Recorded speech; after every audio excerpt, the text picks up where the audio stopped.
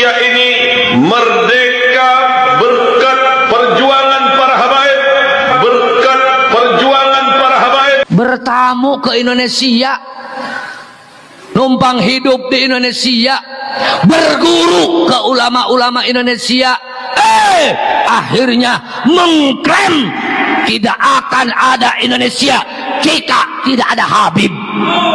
Indonesia barokah karena ada orang Yaman yang disebut dengan Habib. Mohon maaf Pak, Habib itu sebutan orang Yaman yang mengaku sebagai dzurriyyah Rasul. Ya, itu adalah orang Yaman.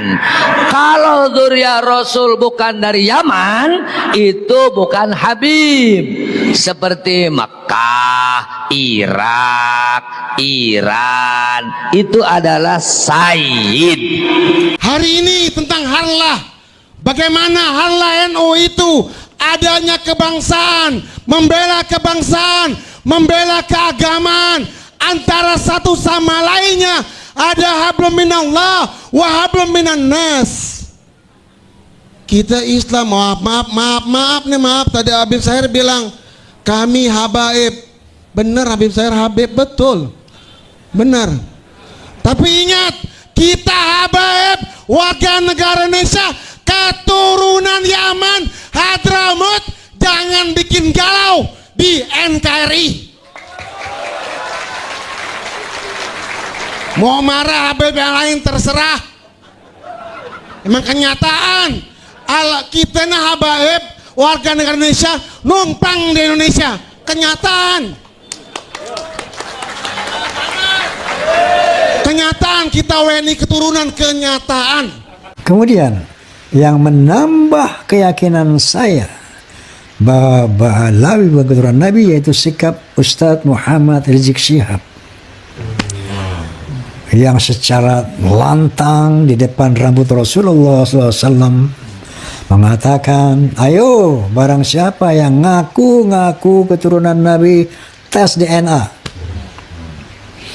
Nanti akan ketahuan yang asli yang mana, yang palsu nanti DNA Nabi kemana, dia kemana.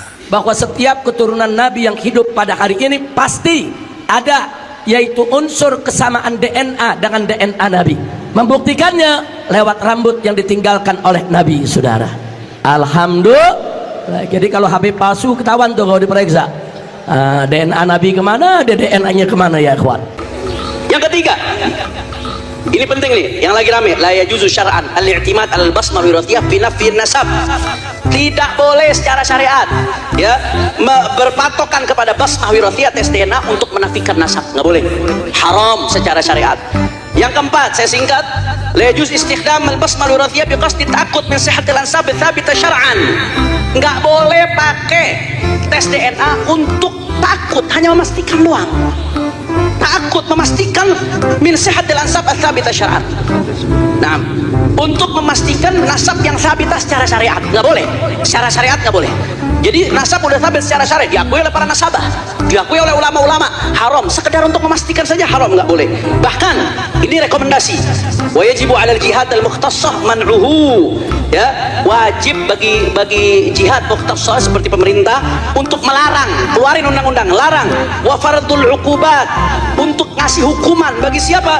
Bagi mereka yang ngutak-atik nasab dengan tes DNA. Ini rekomendasi Forum Fikih Dunia. Ini diantara yang hadir di forum ini siapa? Diantara yang hadir di forum ini ada Syekh Wahbah Zuhaili, Wahbah Mustafa Zuhaili, Syekh Yusuf Qaradawi, Syekh Muhammad Taqi Uthmani, Mufti Besar Pakistan. Kemudian diantara yang hadir ada Syekh Abdul Karim Zaidan. Ulama-ulama besar dan masih banyak lagi ulama-ulama yang hadir yang ikut memutuskan keputusan Forum Fikih Dunia seputar tes DNA. Maka saya harap jangan diacak-acak lagi. Ini urusan syariat, jangan dimain-mainin. Ya, ini urusan syariat, jangan dimain-mainkan. Kita ketong jawab nanti di hadapan Allah Subhanahu wa Ta'ala. Kesimpulannya apa? Kesimpulannya habaib ini bukan cucu Nabi. Dari sisi ilmu sejarah, dari sisi ilmu nasab.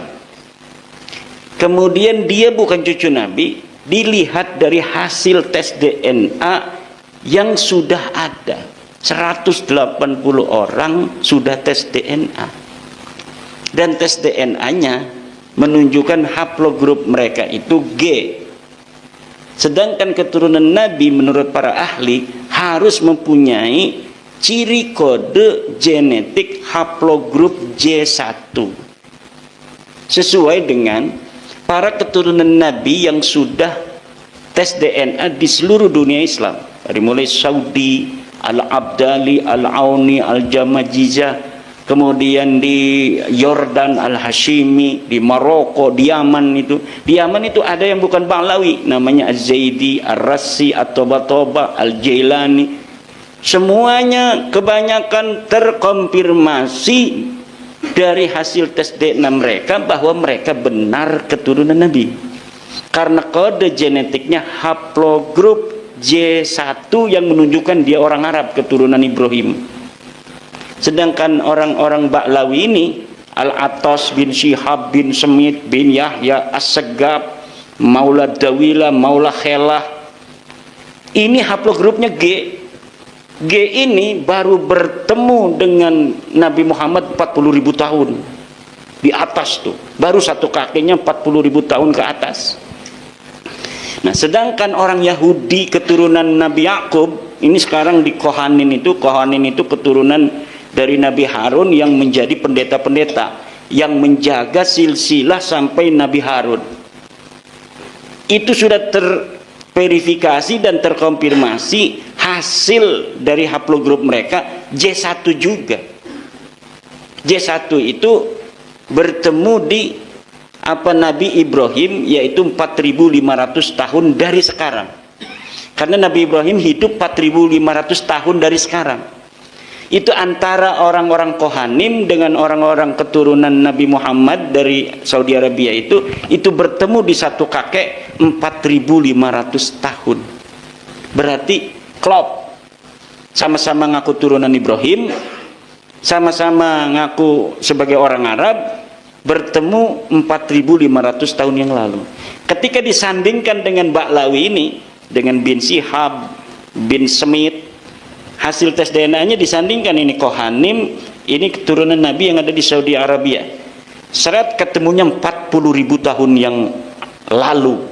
Menandakan ini bukan siapa-siapa. Kalau dengan orang-orang yang Yahudi keturunan asli Israel ini ketemu 4.500 tahun. Betul secara sejarah, karena Nabi Ibrahim itu 4.500 tahun yang lalu. Kemudian punya anak namanya Ismail, menurunkan orang Arab. Punya anak namanya Ishak, menurunkan orang Israel. Ba'lawi ini adanya belah sini.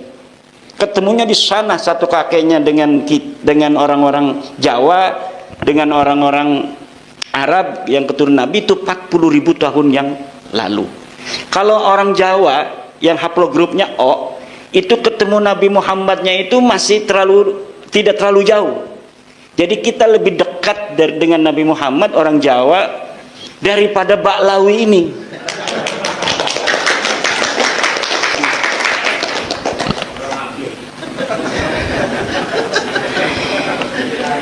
Itu Kiai dapatnya dari mana? Ya, saya kan punya teman dokter dari BRIN. Dokter dari BRIN yang sekarang beliau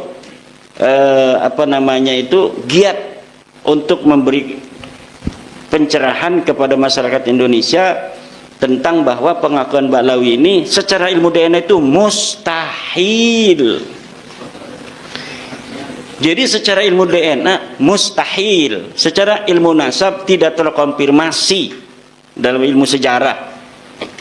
Tidak terkonfirmasi itu apa? Maudhu'un munqati'un mardudun. Nasab mereka itu tidak menerima. Ya silahkan, kalau tidak menerima dalilnya mana? Sampai sekarang tidak ada. Tidak ada dalilnya. Bahkan kalau mereka memberikan dalil itu yang akan memakan mereka. Semakin mereka membuat dalil itu yang memakan mereka. Kenapa? Ya orang nggak ada apa-apaan di sananya, blank. Ditulis sekarang ini manuskrip, bikin sendiri. Ya emangnya manuskrip palsu itu nggak bisa diteliti? Bisa diteliti, Pak. Nggak bisa. Manuskrip itu bisa diteliti. Orang nggak bisa ngebohong dengan kertas, nggak bisa. Kalau misalnya dia ini salinan, kayak kemarin Murtado Az-Zabidi. Murtado Az-Zabidi katanya mengarang kitab Ar-Raudul Jali. Murtado Az-Zabidi itu 1205, abad 13 Hijriah awal. Katanya mengarang kitab Ar-Raudul Jali. Ini Az-Zabidi ulama besar, pensarah kitab Ihya Ulumuddin. Pensarah. Makanya Yai Afif husnudon pada Imam Zabidi, Yai Afifuddin Muhajjid, wakil Rais Am. Wah, kalau misalnya dia beliau bikin status nasabu ba'alwi bainal musbitina wal munfin, Kiai Imad lahu dalilun wa Murtado Zabidi lahu dalilun. Kiai Imad punya dalil, Murtado Zabidi punya dalil. Waduh, berarti kata saya Yai Afif belum tahu kalau kitab Murtado Zabidi Ar-Raudul Jali ini palsu. Maka saya bikin tulisan laporan kepada Yai Afif bahwa kitab ini palsu. Dari mana mengetahui kepalsuan? Gampang. Karena kitabnya sekarang sudah dicetak oleh pakar muhakkik yang ada di Yaman, namanya Ba'dzib. Nah, di dalam terbitan yang terbaru 2022 itu dia membuat sebuah muqaddimah di dalam kitab cetakannya itu yang menerangkan bagaimana bisa adanya kitab Ar-Raudul Jali. Ternyata di dalam penelitian Ba'dzib itu, Dr. Ba'dzib dari Yaman, bahwa kitab yang dikatakan karangan Murtado Zabidi ternyata tidak dikenal. Kitab itu disebut manuskripnya ditulis oleh Hasan Muhammad Qasim. Hasan Muhammad Qasim ini wafat 50 tahun yang lalu. Di dalam keterangan itu dia mendapatkannya dari sebuah manuskrip yang ada di Khazanah Al-Wafaiyah di Mesir. Diteliti oleh Ba'dzib, kitabnya tidak ada. Yang katanya tulisan seseorang yang bernama Abdul Mu'ti. Katanya ini tulisan Abdul Mu'ti, saya menyalinnya dari sana. Ternyata tulisan Abdul Mu'ti itu tidak ada. Berarti kalau tidak ada, dia mengarang. Lalu bagaimana, apa motifnya seorang Mesir yang bernama Muhammad Hasan Qasim menulis tentang Ba'lawi? Ada benang merahnya, yaitu karena dia teman seseorang di Mesir yang bernama bin Yahya. Saya lupa apakah Ali apa Muhammad bin Yahya, dari keluarga Ba'alwi. Dan Alwi bin Tahir yang ada di Bogor dan di Johor, karena dia itu sering bolak-balik Bogor, Johor, karena punya tugas sebagai mufti di Johor, orang Ba'lawi, mendapatkan manuskrip ini dari bin Yahya Mesir ini. Lalu bin Yahya Mesir ini, menurut asumsi saya, dia menyuruh Hasan Muhammad Qasim untuk menulis itu. Kemudian Ba'dzib ingin mengetahui siapa sih Hasan Muhammad Qasim. Diteliti oleh Ba'dzib, ternyata Hasan Muhammad Qasim memang tukang bikin kitab palsu. Dia telah terbukti memalsukan seorang ulama besar namanya Al-Ubaidili Al-Aqiqi, ulama besar yang hidup di abad 3 Hijriah. Kemudian dia menulis kitab sendiri, Muhammad Qasim ini, dengan judul Az-Zainabat, Zainab gitu. Ternyata kitab ini kemudian bukan atas nama dia dicetaknya, tapi atas nama ulama yang hidup di abad ketiga. Maka kata Ba'dzib, kitab Ar-Raudul Jali pun sama kemungkinan besar kronologisnya seperti kitab Az-Zainabat ini, muncul dari ruang hampa, kemudian agar laris, kemudian ditulis nama ulama yang hidup di masa lalu.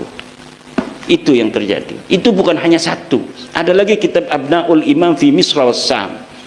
Ini kitab Abnaul Imam yang kemarin Pak Muhdor marah-marah sama saya tuh, Imaduddin Dajjal. Ini kitabnya ada, kitab abad keempat, 473 Hijriah. Di sini disebutkan Ubaid sebagai anaknya Ahmad. Kata saya, ini baru bangun orang ini. Saya sudah meneliti kitab itu sudah 2 tahun yang lalu dan sudah sering dibahas oleh orang-orang yang membela Ba'lawi. Tapi ternyata dia mungkin ada yang bisikin, Beb, kitabnya ada tuh. Dia mungkin nggak mengikuti diskusi ini. Akhirnya dengan pede sambil marah-marah, mana katanya Ibad menantang Ba'lawi, ini Muhdar Al-Hamid sudah ada, pakai ini kitabnya. Dikerjain sama temennya dia itu. Ya Allah, kasihan amat dia dikerjain orang. Dia udah pede, kan kitabnya kitab asli bener tuh, kitab yang dicetak, bahasanya juga Arab. Ya siapa orang yang tidak sekolah itu, orang yang tidak mengerti metodologi penelitian pasti akan langsung, karena banyak ulama kita juga, kiai-kiai pakai kitab itu, Abnaul Imam fi Misra Wasyam. Padahal kalau dibaca muqaddimahnya sudah jelas. Jadi kalau kita baca kitab sejarah, bapak-bapak, baca muqaddimahnya dulu. Pentahqiq itu kalau kitab masa lalu, di muqaddimah itu dia menerangkan bagaimana ini sampai kitab 1000 tahun kok bisa ketemu di saya. Itu dia menerangkan dulu, kitab ini saya temukan begini, metodologi yang saya gunakan adalah sama sekali tidak menambahi. Itu dia akan mengatakan begitu kalau misalnya asli. Kalau ada yang kosong, maka akan saya beri tanda titik 3, titik. Itu ulama-ulama muhakkik yang jujur. Ada juga muhakkik yang bukan tidak jujur, dia merasa mempunyai ilmu tentang apa yang tidak ada itu, misalnya sobek, tapi dia bisa melihat manuskrip yang mirip, kemudian kitabnya beda, tetapi ibarahnya, narasinya sama, maka kemudian walaupun sobek dia tambahin, tapi dia beri keterangan dalam footnote bahwa ini diambil dari kitab lain, seret. Tapi dengan ada di muqaddimah keterangannya. Ada juga yang tidak jujur, seorang muhakkik kitab masa lalu itu, yaitu dia ambil kitab Abnaul Imam itu yang ditulis 199 Hijriah, tahunnya itu 199 Hijriah, namanya Imam Toba. Kemudian dicetak hari ini oleh Yusuf Jamalul Lail, diberi angka tahun 400 Hijriah. Jadi ulamanya tahun 199 Hijriah, di jilidnya disebutkan 473 apa 37, saya lupa, itu sekitar itu. Kemudian dikatakan ditulis oleh dia dan ditambahi oleh dia, Yusuf Jamalul Lail yang hidup sekarang itu, dicetak atas nama ulama masa lalu. Ininya pemalsuannya itu luar biasa. Makanya orang itu kalau baca Abnaul Imam bingung, karena khotnya, komputernya itu sengaja khot yang susah dibaca juga. Coba baca kitab Abnaul Imam, susah dibacanya kitab itu. Kenapa? Supaya orang bosen. Supaya orang bosan dulu lah, yang penting keterangannya, nggak usah ini mah susah dibacanya. Dan lihat di dalam kitab Abnaul Imam itu judulnya gede kan, Abnaul Imam fi Misra Wasyam, tapi sebenarnya dia tidak terlalu bohong juga. Ada judul kecil di atas Abnaul Imam itu, dia kasih judul kecil Al-Aqdul Masi. Coba lihat, itulah sebenarnya nama kitabnya Al-Aqdul Masi itu, yang dikarang oleh Yusuf Jamalul Lail 1440 Hijriah. Mbek wingi ku mati nek mbek 2 tahun. Tapi di dalam kitabnya ditulis abad ke-5. Ning jerone dia sebutkan, di dalamnya dia sebutkan ini kitab ulamanya wafat tahun 199 Hijriah. Tapi kemudian naskahnya ada di cucunya yang hidup di abad ke-5, namanya sama, Toba kan, nama marga seperti Ogan semua namanya. Kalau di Medan tuh batu bara semua. Kalau yang gas semua. Nah ternyata begitu. Jadi sudah, aduh kata saya 2 tuh kan. Ada lagi kitab aneh namanya Tarikh Sambal. Kitab Tarikh Sambal dicetak Katanya ini kitab karya ulama Ba'lawi abad 10. Diteliti oleh ulama-ulama ahli tahqiq. Ini jangankan kitabnya, orangnya pun tidak ada. Itu yang bernama Syekh Sumbul itu tuh. Orangnya nggak ada. Jadi orang bernama Syekh Sumbul abad 10 itu nggak ada. Lalu ketika dikritik oleh ulama, Muhammad Al-Habsyi ini mengambil kitab yang dia yang dia ambil itu, yang namanya dirubah menjadi Sumbul itu, yaitu Tarikh Ibnu Hisan. Sebenarnya kitab itu adalah karangan Ibnu Hisan. Apa dia motifnya sampai mengganti nama? Motifnya sangat mudah untuk ditebak, untuk mempertahankan nasab. Kenapa? Karena di dalam manuskrip Ibnu Hisan tidak ada nama Ba'lawi. Kalau dia menggunakan nama Ibnu Hisan ditaruhin Ba'lawi, sementara orang lain nanti punya manuskrip yang sama, dia ketakutan, takut manuskripnya ada lagi yang punya di negara lain, maka akan ketahuan bohongnya. Maka sekalian saja nama pengarangnya diganti agar tidak terdeteksi. Karena kalau namanya Tarikh Ibnu Hisan, dia takut masih ada di belahan dunia lain manuskripnya orang yang megang.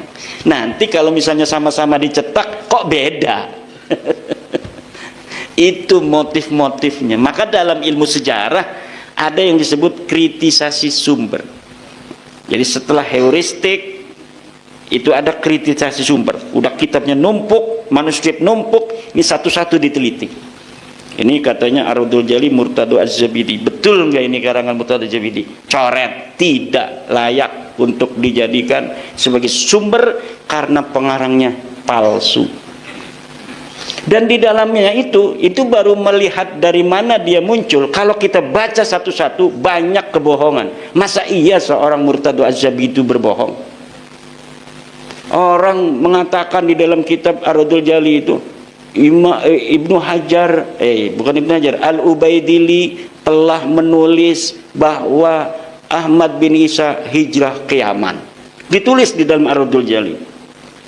Lah kita punya kitab Al-Ubaidili namanya Tahdhibul Ansab. Kita lihat di dalam kitab Al-Ubaidili, betul nggak itu Ahmad bin Isa hijrah ke Yaman? Nggak ada. Masa iya Syekh Murtado Zabidi bohong? Kalau kita meyakini itu kitabnya Syekh Murtado Zabidi, berarti kita menuduh Syekh Murtado Zabidi yang mengarang Ihya itu sebagai pendusta. Dan bukan hanya itu, banyak lagi tentang Mauladawilah dan sebagainya ditulis, padahal masa hidup Mauladawilah dengan katanya orang yang dia mengirim surat kepadanya itu tidak satu masa. Banyak itu. Kemudian yang terakhir itu Rumel, katanya ada kitab abad sekian. Bin Jadid mengarang kitab Al-Arba'un. Mana kitabnya? Enggak mau katanya. Belum boleh oleh sponsor saya. Bukan belum boleh, karena kalau disebutkan saya bisa mengatakan itu palsu. Karena gampang untuk meneliti sebuah algoritma yang telah kita banyak baca, hal-hal yang berkaitan dengan sebuah nasab yang kita teliti. Itu gampang karena algoritmanya sudah jelas. 1, 3, 5, 7 udah jelas. Nggak mungkin 1, 5, 3 langsung ke 10, nggak bakal. Algoritmanya kan 1 ganjil kan, 3 habis 3 5 habis 5 berapa? 7. Nggak mungkin 1, 3, 5, 6. Salah itu sama guru matematika langsung dicoret. Saya sudah bisa untuk menebak algoritma yang akan diberikan oleh siapapun yang memberikan bantahan itu. Kalau misalnya tidak masuk algoritma yang sudah ada, yang dibangun oleh ulama dari abad 4 sampai abad 9, dia sendirian ini ada tanpa ada konfirmasi dari ulama-ulama yang ada di masa itu, udah jelas ini palsu. Belum melihat kertasnya, baru melihat narasinya, saya sudah bisa mengatakan itu palsu karena tidak sesuai dengan algoritma yang sudah dibangun oleh ulama dalam catatan kitab-kitab mereka tentang nasab itu. Wong laka je, misalkan begini, ada orang mengaku saya pengurus NU, maka saya sekarang mau mencalonkan diri menjadi ketua umum PBNU, karena dari dulu saya dari MWC saya sudah jadi pengurus MWC. Sebagai apa dulu pengurus MWC? Saya sebagai LBM. Nah, tahun berapa? Tahun 70. Nah, tahun 70 kan pasti ada algoritma di situ. Ada orang yang jadi pengurus, ada susunan yang mungkin bisa manuskripnya ada, ya kan? Misalnya Yai Imam Syafi'i ini dulu tahun 70 mah belum lahir, apa udah lahir Yai? Belum kan? Misalnya jangan tahun ini lah, tahun 2000 Yai Muhammad Imam Syafi'i sebagai, jangan tahun 2000, sekarang aja nih, tahun 2024 Yai Imam Syafi'i ketua PCNU Lampung Barat, betul tidak? Ada sekretarisnya tadi hadir, punya kan dilaminating kan. Nanti ada orang mengaku pengurus PCNU Lampung Barat tahun 2024, mengaku dia wakil sekretaris misal. Mana dia bikin palsu di komputer, cet sendiri nama dia, thread satu, iya ada nama dia Soeharto misal, tapi di punyanya Yai Imam Syafi'i tidak ada nama Soeharto, di punyanya sekjen tidak ada, tahunnya sama, tanda tangannya sama di bawahnya, tapi namanya beda.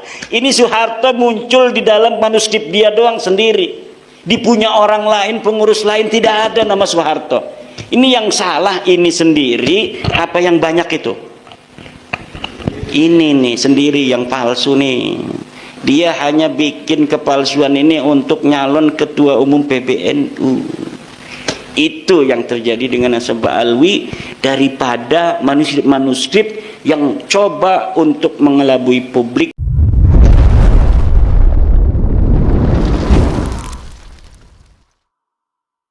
Begitu ngeyelnya para kabib-kabib yang ada di Indonesia mengaku cucu baginda Nabi besar Muhammad SAW, meskipun ada tesis dari Kiai Haji Imaduddin Usman Al-Bantani yang mematahkan semua keyakinan bahwa Ba'alawi itu bukan dzurriyyah Rasulullah SAW.